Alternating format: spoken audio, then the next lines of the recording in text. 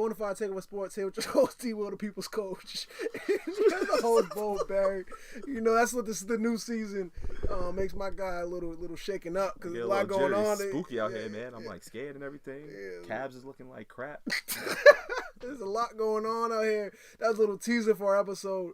So we wanted to wait, we wanted the season to kind of go by before we came back to you all. We kind of wanted to get a good sample size of what's going on in the league. We kind of didn't want to be too premature, even though the topic of discussion today in our episode is going to be early things that make us a little, give you that Westbrook face, give you that, what's going on. So early surprises. That's going to be the topic of our episode today.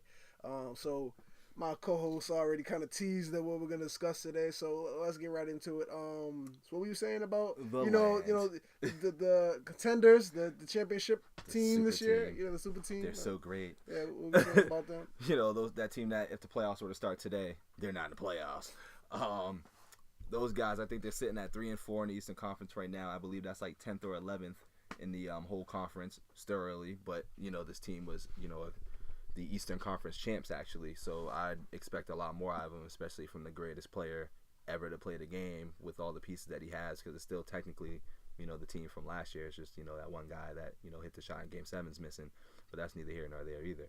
But they surprised me only because I didn't think that they were going to come out so sluggish. Like I thought they'd be a little different. Like, they looked good against Boston, but that was obviously because we had some injuries happen and everything like that, which is funny that Boston's looking a whole lot better now than how Cleveland's looking. But with Cleveland, I mean, they had, like I said before on previous podcasts, that there's a lot of there's not a lot, but I believe that there's a few internal issues going on in there outside of the fact that Wade has went from starter to bench player, from bench player to starter to I think that's the least of the issues. That's the least of the issues. I think he's fine with that. I don't see D. Oh, it's not D. Wade having an issue, but I think that it just shakes things up and chemistry is just not right. And then you got Tristan still, I believe, riding the pine or coming off the bench and everything. So it's just a lot of micromanaging from, yours truly, LeBron James, running the show. We'll see how it goes. I mean, this doesn't look good early also because I have to also bring up the fact that last season with the championship contending team, they played awful the second half of the year. Now, granted that they coasted through the playoffs and,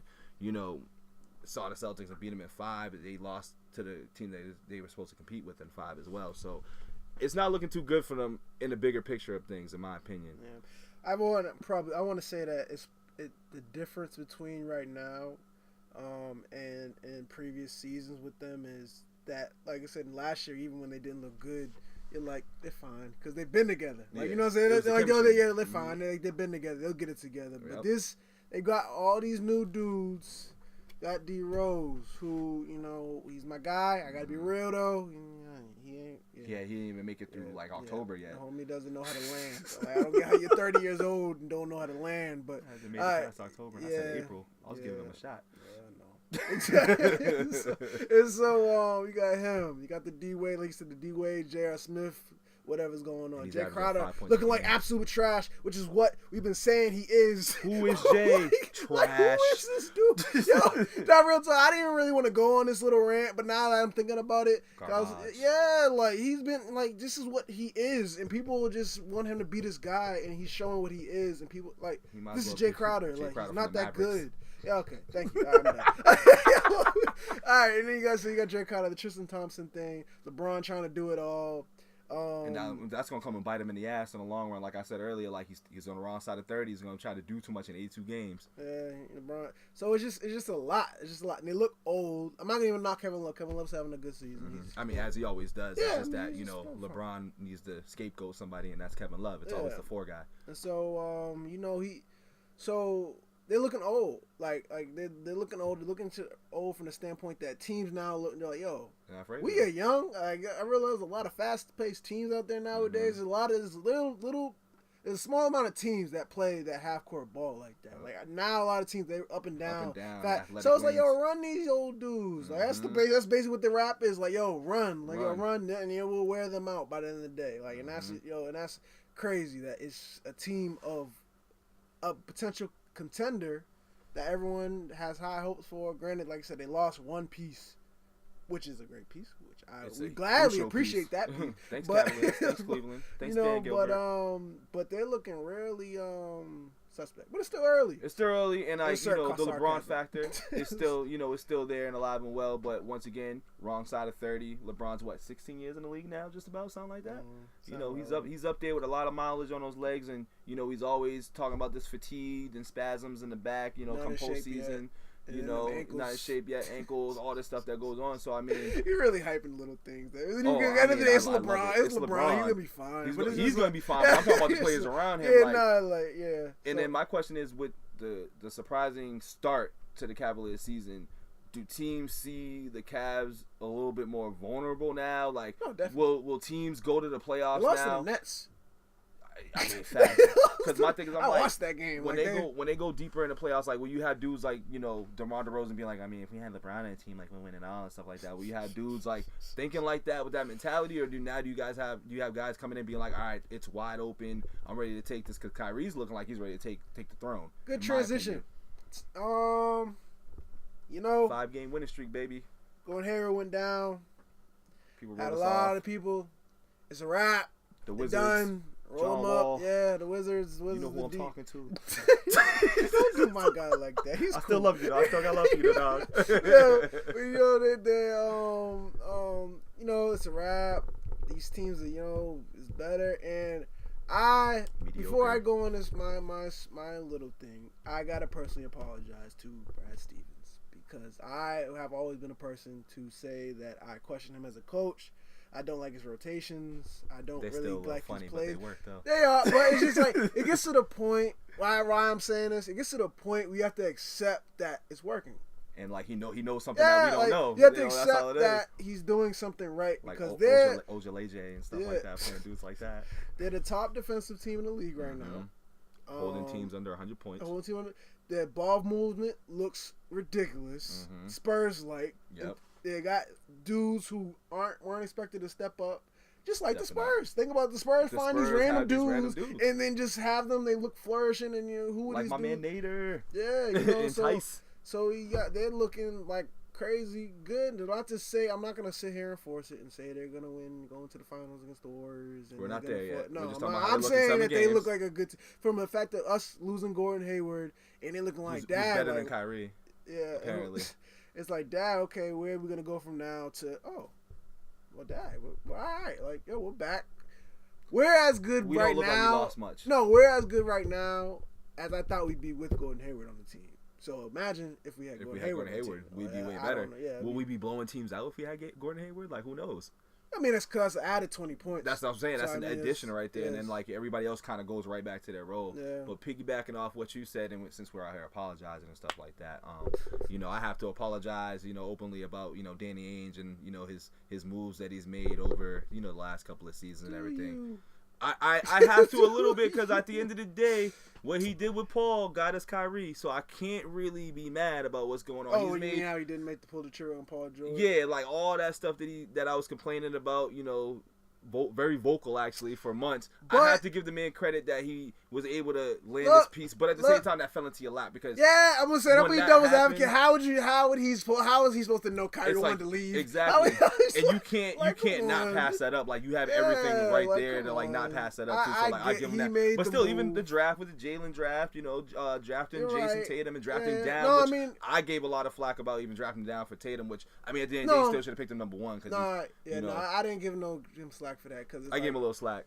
I was a big Fultz guy. I was a Fultz. Oh yeah, that's what it was. In I don't know if I was I'm a huge my shot. Yeah. This, I don't know if I was a huge Fultz guy. I accepted Tatum. I'm trying to remember, and I'll probably remember by the end of this show who I preferred outside of Tatum. But no, I didn't mind Tatum. It was between Tatum. Tatum, we didn't know, it was De'Aaron. Josh Jackson, I believe. Yeah, okay. About, which I like Josh Jackson, and so Tatum, I accepted that Tatum was a good pick. And then, go ahead. No, that's it. But his draft history still suspect, so that's why. Facts. I give more credit to Brad. That's real. That's real. Danny can, he's borderline about to kick rocks. But I'm not surprised by what the Celtics have done after everybody wrote us off, just because mainly, like, I was a big advocate on saying that if we if we traded for Kyrie like that, I'm like, we have Kyrie and Wade. Like, I think our overall roster, talent-wise, is way better than last year's roster that made it to the Eastern Conference Finals, and on top of with Isaiah Thomas having an incredible career year. Like, I think that if you compare the two teams, this roster 1 through 12 is way better than last year's roster 1 through 12. That's just my personal opinion. And then to carry on with, more surprises, I got some honorable mentions. How about those Detroit Pistons and Avery Bradley and them in the Orlando Magic? Yeah. Once again, it's early, but they're tied for first with the Celtics at 5-2 apiece. Yeah. Look out for them. That man, Aaron Gordon, is looking like an all-star. Looking like Blake Griffin, like they projected him in the draft.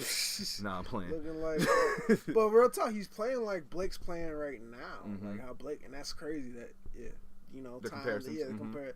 And maturity. So you got that. You got, like I said, they just getting a good core together. And with the Pistons, Tobias Harris is stepping up. Yep. Reggie Jackson is actually playing. He's healthy. He's healthy. He's actually playing. Like they paid him to play. Drummond's a little. He got to get his. He's a little back, but he's making free throws this year. He's making free throws, that's and it's like he's a different type of big man too. Even though the league isn't really too big anymore. But I mean, his thing was efficiency and rebounds, but his efficiency is a little off dropping right down now. a little bit. Yeah, so I don't know what's up with that, but he'll get it together. But some other surprises. Victor Oladipo. Hey, I said he was coming. You